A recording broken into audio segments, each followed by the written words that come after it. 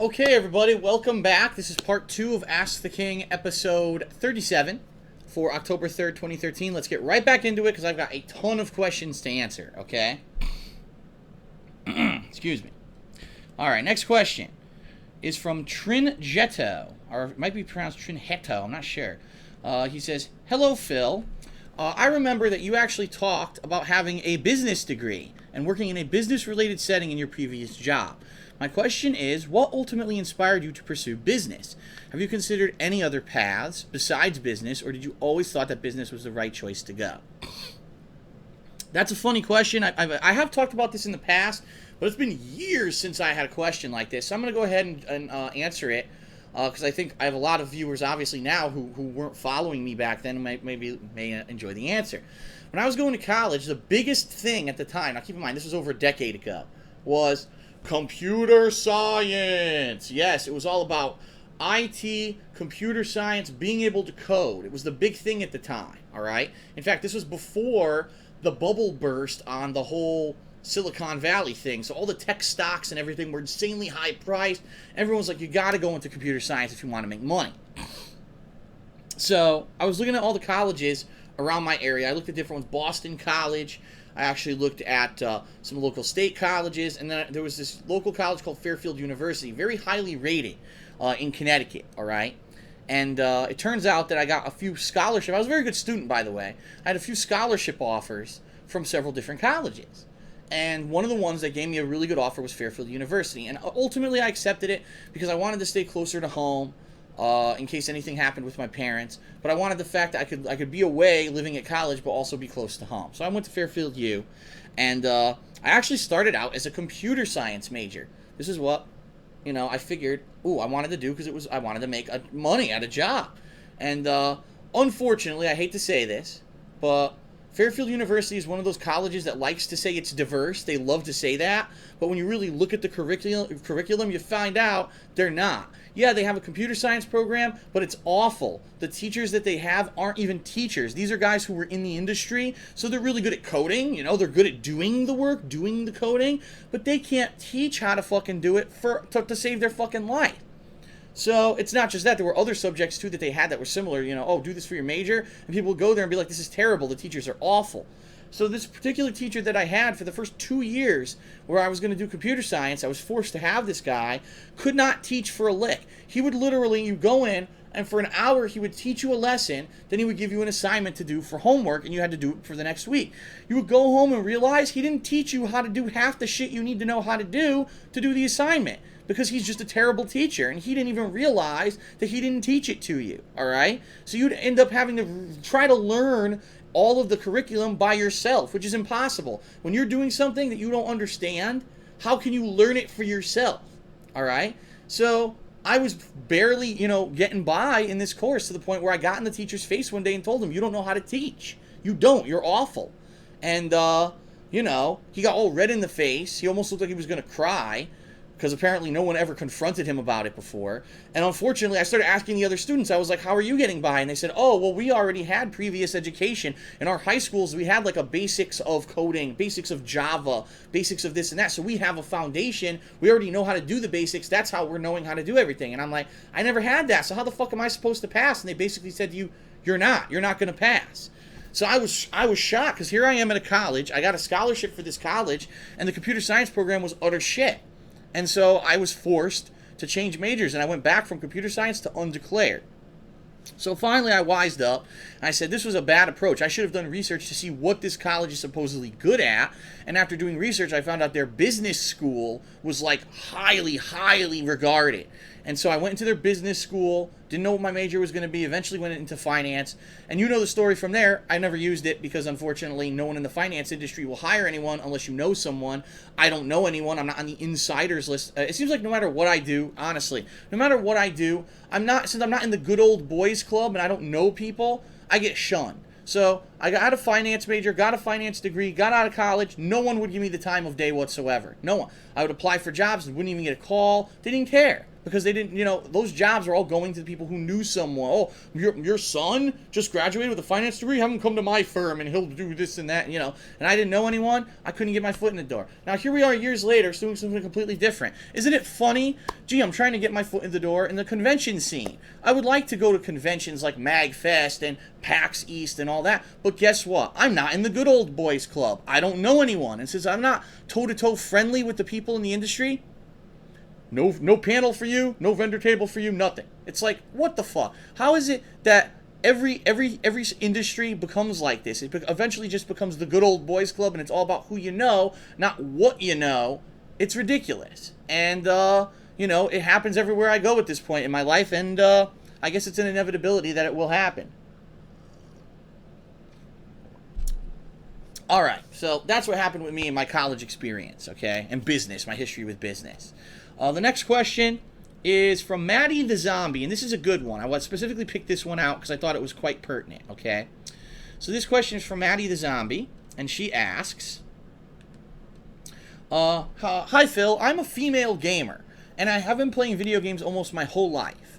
I recently read a statistic on Entertainment Software Association's website that 45% of all gamers now are female, and that number is steadily increasing. Now, first of all, let me clarify. That number, I'm familiar with that number. They're basing on all of gaming. So they're actually counting mobile games. So, of course, anyone who owns a smartphone or whatever is playing mobile games, they're considering you a gamer, and that's what's bringing that statistic way up, all right? But I get her point. She's saying there's more female gamers than ever before. Keep in mind, that doesn't mean hardcore gamers, mean people who are playing consoles and everything, but the point's still valid, okay?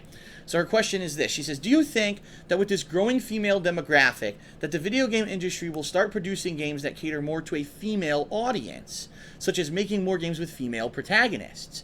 Thanks for reading my question.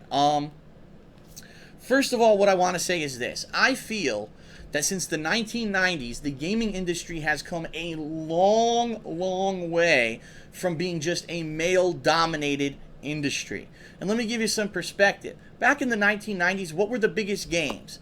Mortal Kombat, where all the girls had giant tits, where it was all about ripping arms and blood squirting everywhere. Duke Nukem, where an entire game was based off of this chauvinistic feeling, your tits, your ass, or your ass, your face, what's the difference? Big titties and nudity and shit like that. And that was popular. Like, that was the biggest shit of the time, was the very chauvinistic, male, testosterone-filled kind of stuff. Now, I'm not saying that stuff doesn't exist today. You still got your Call of Duty. You still got that kind of stuff that exists. I mean, hell, Grand Theft Auto, let's be honest. A lot of the stuff in Grand Theft Auto, very chauvinistic, very anti-female. All right? However, we've come a long way. You've got games now that are coming out with strong female protagonists that don't need to have giant heaving tits and they're only there for sex appeal. All right? You've got lots of games where you have the choice to either play as a male or female character at the beginning. Take a look at Saints Row. Take a look at a lot of the RPGs that have been coming out. And you've got, I think, Mass Effect, where you can actually be the female lead, and the female voice actor is a prominent woman who everyone knows, and she can actually be as well renowned and as recognized as the male version of Shepard. Okay? So in that regard, we've made some progress. Now, unfortunately, there's still this male-dominated stereotype. So, for example, all right, sure, in Mass Effect you could be male or female, but why is it that every time that you get a box for Mass Effect, it shows the male Shepard and not the female Shepard? And lots of things in that regard. A lot of these games that have the female protagonist, they still end up having this kind of sexist kind of vibe to it in a lot of cases. Now, take a look at some games that have come out recently, or that are going to, Beyond Two Souls. Looks like Ellen Page is going to be an insanely strong female lead character. She's tough, she's badass, but by the way, she's not a fucking sex pot character. She seems to be a normal woman. Holy shit, a novel concept is a normal woman. Earlier this year, we had Tomb Raider, the reboot, where they rebooted it, where Lara Croft didn't have insanely huge fucking tits and ass hanging out. She was a normal kind of young woman who was a very strong lead character. And I think we're headed in the right direction where people are creating more artistic games, games that appeal to a wider audience rather than only saying, well, you know, it's a male-dominated industry, so fuck it, just throw in some tits, throw in some fucking, you know, some sex, throw in some guns blazing, throw in ripping body parts, and that's what guys want. I think people are realizing that games can be considered more of a work of art now than ever before, and you can create these crazy artistic experiences out of an interactive medium like video games. And that's a great thing. I think we're headed in the right direction. I still think we've got a long way to go, but I think we are headed in the right direction overall, and we need to keep pushing in that direction. And when you see stupid shit like, oh, look, this game is all about tits and ass, and, you know, time to call their bullshit bluff and say, why is it like this? You know what I mean? Why couldn't there be a strong female character in this game? Why can't we have more realistic women in our games instead of all this nonsense?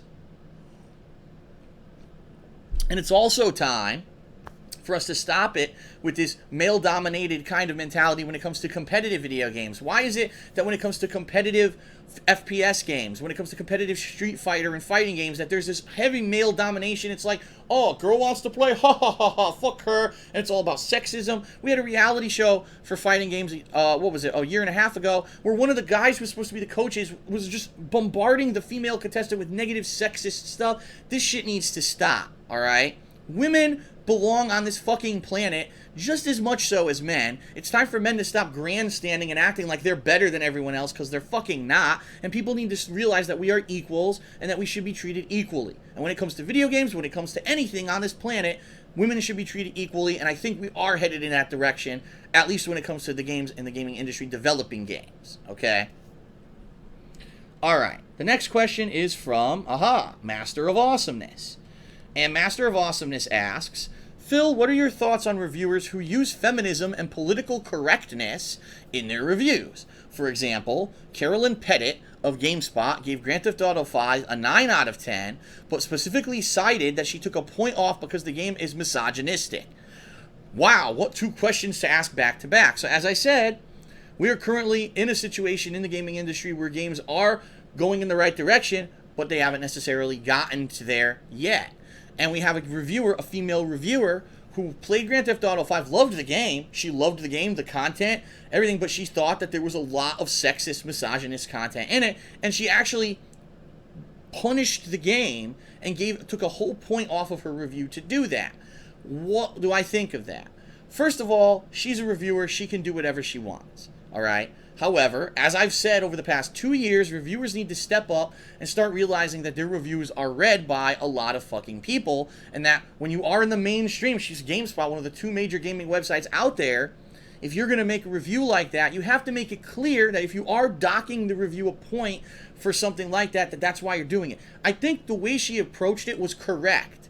If it really bugged her so much that the game was so misogynistic and she had to have a negative for it, take the point off your review, but call it out. And she did. She did it the right way. She could have just said 9 out of 10 and not explained the reason why she took the point off, and that would have been completely irresponsible of her, all right? She did it the right way. Now, do I agree with her necessarily? Probably not. In my opinion, first of all, I have a completely different perspective than her. I'm not a female. So I don't know, playing the game as a male, I don't know if something might have been particularly offensive to females in the game. I can tell you this, where were the strong female characters in the game? No, I don't think there was one. At least in like Grand Theft Auto 4, you had Elizabetta, who was a supporting character. Yeah, she was evil like most of the people in that game, but she was a very strong female character in that game. In this game, like, who was there really when you're thinking about the course of the game? I don't know, the assistant Molly.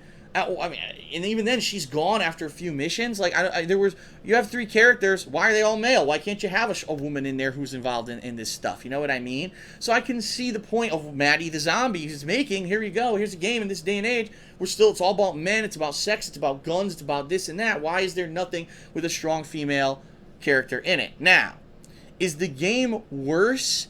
Is it, in a review setting, is the game worse because it didn't have positive reinforcement of females and a strong female character? Personally, I don't think so. I don't think it makes it any worse. It just makes it different. So it's going to be to your personal taste. Carolyn had the right to dock the game a point as long as she called it out. She called it out correctly, so you can read her review with a grain of salt and say, maybe I don't feel that same way. All right, so for you, you're going to add that point back, and really the score's a 10. Okay? So that's the way you got to read reviews. It all depends. I think the people who are up in arms about that are people who don't know how to judge fucking reviews properly. You just read the number and that's it. Oh, 9? That's wrong. No, you can't do that. You say 9, now let me actually read the fucking review to understand why it was 9. And that's why people are so lazy, they don't want to read the fucking review, and that's why all this controversy happens. Okay? Alright, next question is from Calm Before the Storm. All right. Now, he asks, this is a good question because people have been actually bringing this up as a point, okay? Let's see here. Calm before the storm. Here we go. Hey, Phil, did you know that in Dark Souls 2, oh boy, Dark Souls 2, a new gameplay change has been made where summoned phantoms have a limited amount of time to be in another player's world. Not only that, but every time a summoned phantom kills an enemy in that world, the timer is shortened. My question is, with this change in mind, will you still be playing Dark Souls 2? And what are your thoughts on this change? I ask because in your Dark Souls playthrough, you had the help of your fans through most of the game, and now in Dark Souls 2, you can summon, people you summon won't be able to stick around for very long or help much in killing enemies. I really want your opinion on this change, alright? First of all, what I have to say is, my Dark Souls playthrough was an anomaly, because this was a game that had been out for years. I was famous, infamous, whatever you want to say, because I tried to play the game originally, and I quit it because I thought it was too fucking difficult, alright? If you remember, when I was playing Dark Souls to begin with, I didn't have people constantly invading me. I didn't have to fight invaders all the time. When I was playing the game when it was new, basically what people were doing was just exploring the game for themselves. Then later on, as people played the game for years, they got the best equipment, they got the trolling equipment so they could invade people's games and fuck with them. That's really when the game got out of control. Okay? So, when I played Dark Souls 2, obviously, I'm a target. Everyone knows it. Everyone's going to be like, I want to invade Phil, I want to kill him, alright? I'm going to take it this way. This is the way I'm going to approach it. I'm going to play the game as if it were a new game, and I'm going to play it, and if people invade, they invade. I'll try to fight them, whatever. If it comes to the point where it's unbearable, where I can't even progress because I'm getting so many people invading me to the point where, like, it's just me fighting people all the time and people trolling me, there's this thing called the Ethernet cord that I will then disconnect from the fucking back of my system, and I will just play the game offline. And if I have to do it, I have to do it, alright?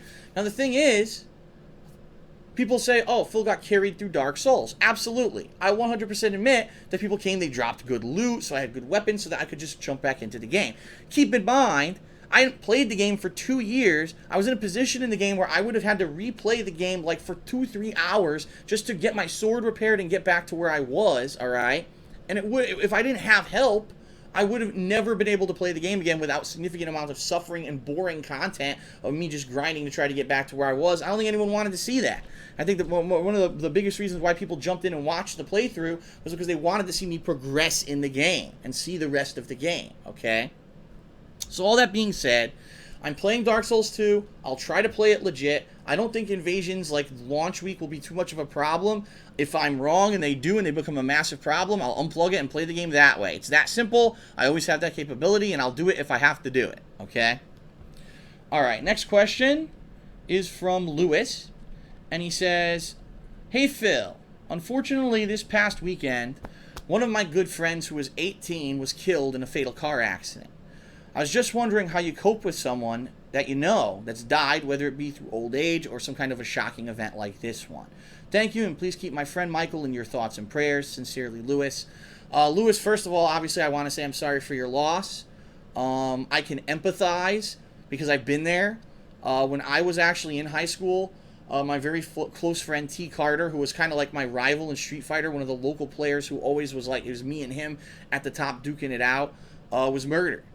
And I still, to this day, I still feel that loss. You know, it never really, if it's a good friend of yours or a family member, it's never going to go away. You know what I mean? Like, you're always going to feel that absence of that person. And who knows, if my friend was still alive today, what difference my life would have taken with Street Fighter if I always had this high-level person to play against. I might have gotten better at Street Fighter. I might have been one of the top players permanently. I could have been like a Justin Wong. But you know, life does what it does, and it is what it is, and what happens, happens. What I can say is this. The way to approach it, yes, there's going to be sadness, and yes, it's perfectly okay to feel sad and to cry about it, all right? I mean, you got to get it out. However, what I want you to do is think about your friend, and think about how would he have wanted you to live your life? Would he have wanted you to just be moping and crying about his loss, you know what I mean? Or would he want you to move ahead positively and do good things? Obviously, your friend doesn't want you to just break down and fall apart because he's not there anymore. If he was there, he would want you to succeed in life and do positive things, and obviously, he still does. So, the best way to approach it is you're going to be sad, you're always going to have this feeling of emptiness, but in my opinion, to push forward positively and always keep in mind, always remember him, the memory of him, and maybe even do something in your life as as a dedication to him. So, for example, my friend T, when he was lost, I really did kind of rededicate myself to Street Fighter, and that was when I started competitive Street Fighter in his memory. And I really would like to say that to this day, all the things that I ever did in competitive Street Fighter, the tournaments that I've won, was in his honor, and I always have that. And so for your friend, maybe there's something that you might want to do in your life that's positive that you can dedicate to him, and that way you'll always have a reminder of him, and you won't forget him. Okay. No, I'm not tearing up. How dare you say that? How dare you? I know you're saying that. How dare you? Got some serious questions this time. It's perfectly okay for a grown man to tear up when it's a serious question. All right?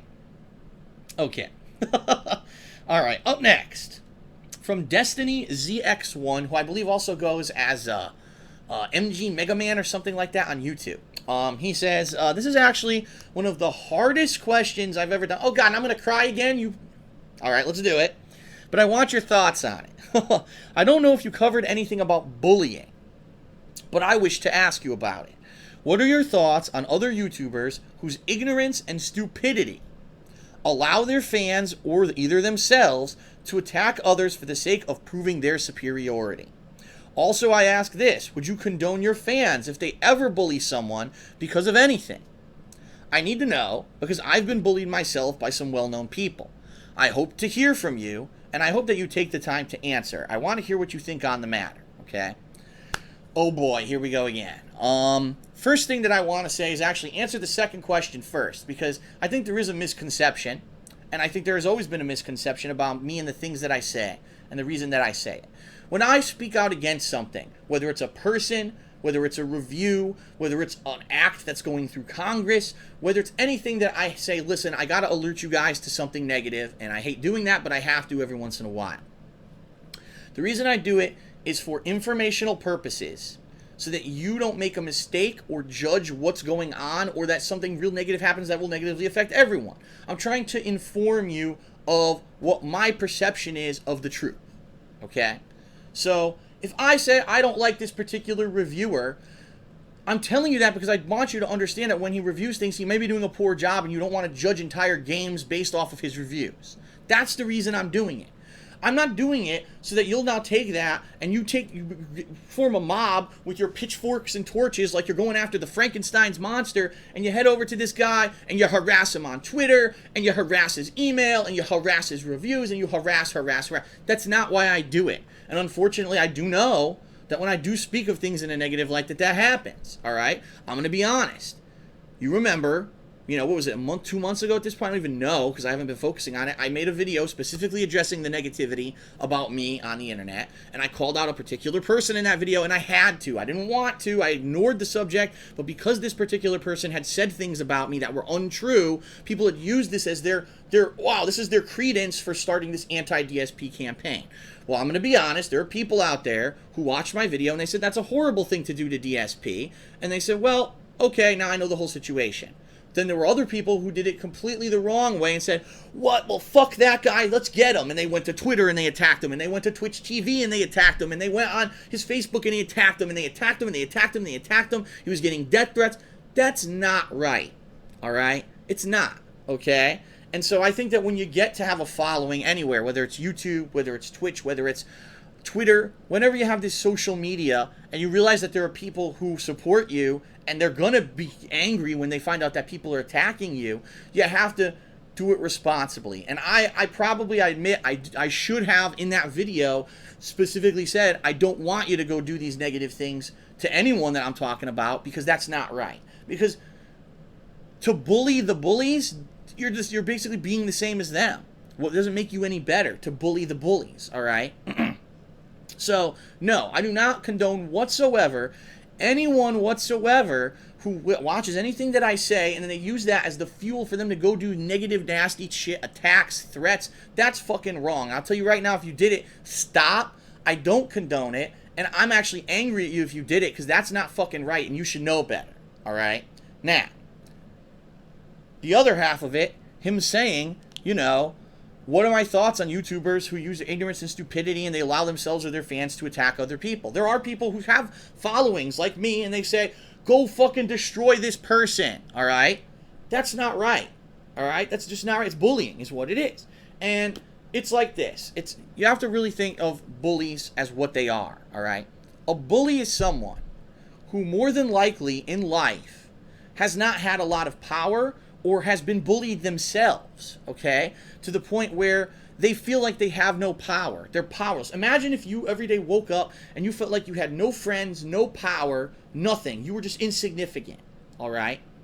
And you felt like this for an extended period of time, all right? And maybe it's their parents. Maybe their parents bully them or treat them badly. Maybe they've been bullied by a sibling. Maybe they've been bullied by someone else. And so for them, what they're now going to do is to try to feel better about themselves. They're going to try to belittle others who they feel are below them or find someone that they can bully. It's literally a pyramid of bullying. It's the top bully, then the guy under him, the guy under him, the guy under him, the guy under him. Okay? And this is what creates bullies. And it used to be that bullying was all about physicality, you know? So you would go to school and there would be this guy. He's 7 feet tall, and he would bully everyone because he was the big muscular dude, and no one could do anything about it. But then you come to find out when he goes home, his mother beats him, all right? And that's why he's like he is, because he needs to try to feel like he has some kind of worth and power, so he needs to bully other people, because he doesn't get that at home. At home, he's being bullied, okay?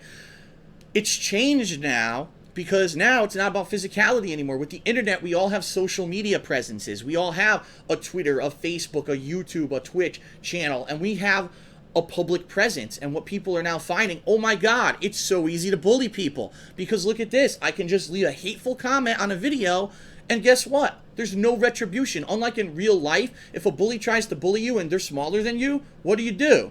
You punch them in the fucking face, and then they don't bully you anymore because they were smaller than you. But now what's happening is all these people realize there's no repercussions. It's freedom to do whatever the fuck you want on the internet. And I'll be honest, there are things on Twitch, on YouTube, you can flag comments, you can report for things like attacks and bullying.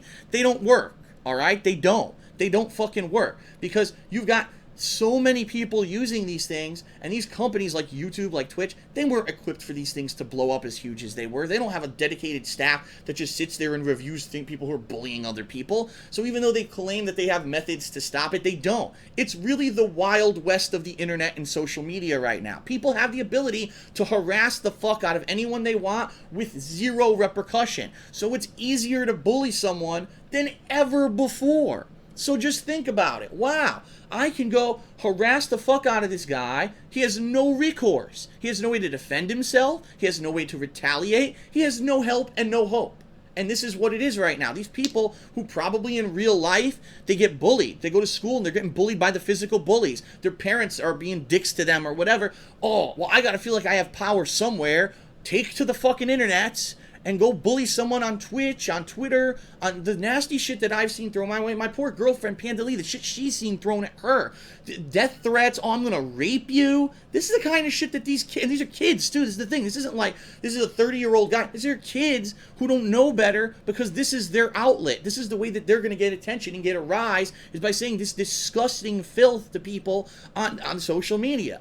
And it's a huge dilemma. Cyberbullying is a huge dilemma right now because you've got kids where it's becoming so bad that they kill themselves over it. Why? Because unlike school, where you can go to the principal and say, this kid punched me 4 times. If he punches me again, I'm going to the cops. And the principal then suspends the bully. Well, there's no recourse on the internet. Who's the principal of the internet that you can go to stop the bullying? There is none.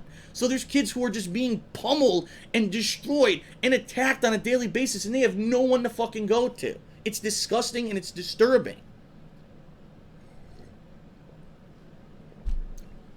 You know, thank goodness I'm a 31-year-old male and I've been through the ringer. I was bullied physically when I was in high school. I was bullied in the Street Fighter community. I've been around the block. So in my head, I don't let it get to me. But imagine if I was like a teenager coming up and I had this amount of negativity that I have at me thrown at me now, what would that do to your psyche? You know what I mean? Why do you think you have record numbers of kids who are on drugs and, you know, they're being medicated by their doctors for antidepressants and shit? This is why. It's because of the internet, because social media, it's a wild west right now. So you might think, you know, you might actually think that bullying is, oh, it's just some people just trying to be nasty and dicks. Really, it's not. It's mental illness. It's this cascading pyramid of mental illness that's going to happen because bullying has gone from the physical world to the cyber world, and it's so easy to do with no protection, with no recourse. All right? And it's a problem. What I can tell you is this. I can tell you how I approach it. It's because I actually had a conversation with Panda Lee last night about this because she's been encountering lots of it, and I told her this is how you really got to approach it. So I signed on Twitter today, and I got a bunch of interesting tweets, fun stuff. And you got the one asshole, oh, you're a fat fuck, why don't you die, stop making videos. And the first thing I think to myself when I look at that is I say, so let me get this straight. This person took time out of their day to tweet me this nasty message, okay? Really, this person thought that this was like a valid use of their time. Well, first of all, they've wasted their time. They don't realize apparently they're going to die one day and they have a limited amount of time to be on this earth, and focusing on negativity is a waste of your life. That's number one. Number two, they were in a position where that made them feel better to send me this tweet. What kind of a low-down person, how low must they be that to send me a tweet like that made them feel better about themselves? And then I laugh, and I say, at least with all the negative stuff that may be going on, I have a roof over my head, I have, you know, I'm able to make a living doing what I'm doing. I have thousands of people who tell me on a daily basis how much I entertain them and make them feel positive and happy. That's good enough for me. This one asshole may try to bring me down. If he thinks that's going to bring me down, he's out of his mind. And I laugh and I say, I'm in a better position than him and I'm grateful for it. And then I block the fucker and the comment goes away and I move on with my day. Okay? And that's really how you have to do it. You have to brush it off and say, it's nothing. It really is mental illness at its core, is what it is, based off of probably that person being attacked and or bullied and them thinking that it makes them feel better to say this nasty, nasty thing. All right? And by the way, that was a tame one. I mean, there's been disgusting, filthy people tell me I'm cancer, people tell me to die. You know what I mean? And I'll be honest, there are days when maybe I feel like I'm being bullied. Like, people always bring up that comment from that Kane Bringing the Pain brought up from like January of this year, all right, where he commented something really, really negative on one of my videos, saying I was a sellout or whatever, and I responded and I said, you're a pro troll, go die in a fire.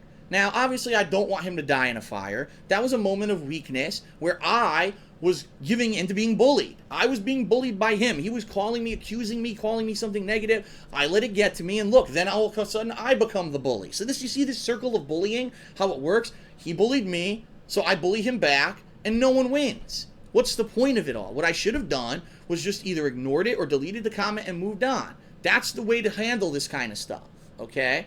So I'm trying to give you guys advice because now of anyone, I'm probably the person in that situation on a daily basis. If you're being bullied, yeah, it's going to happen. You know, with YouTube, with Twitter, there's no way to defend against it because these fucking websites blew up and they don't have staff or anything in place to protect you. It's not like real life where someone physical can walk up to the bully and say, you're going to jail, motherfucker, because you struck that boy. You can't do that on the internet right now, okay? So my recommendation is this.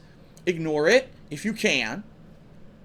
Think about it intelligently. If you get nasty shit, think about the kind of person who would do it, all right? And then laugh about it, get rid of it, move on. Don't focus on it. Don't let it get to you. Don't let it nag you in the back of your head that there's all these people that want to hurt you or hate you, because it's nonsense. It's just this circle of basically mental illness that is going on the internet right now, and there's no way to defend against it. Hopefully in 20, 30 years, these websites will finally get lawsuits against them and say, your website allowed 5,000 people to bully this poor kid and he killed himself. It's your fault because your website has no safeguards against it. And they sue the fuck out of the websites till the websites say, okay, oh shit, it's not the Wild West anymore. We actually have to protect our users, and they'll find a way to institute kind of protections for this kind of stuff. But right now, you can't, and you got to put up with it, and I apologize, obviously, for that, because it is messed up the way it is right now. Wow, this Ask the King is some heavy shit, let me tell you. There's been some interesting, heavy-ass questions, and I'm actually feeling good getting to talk about this stuff and getting it out there for the first time. So thank you for the questions. I think it's time for a break. It absolutely is. So I'm going to take a short break. And then we're going to come back. We're going to answer way more questions. And keep in mind, we still got the live Q&A chat raffle going. So feel free to keep submitting your questions into that. And that's going to be the final part. So thanks, everyone. I'll be right back after a short break. If you're watching this on Twitch, just hang around. I'll be back in a few minutes. If you're watching this on YouTube, go right ahead to the next part of Ask the King, episode 37. Thanks, and I'll see you in a few short minutes.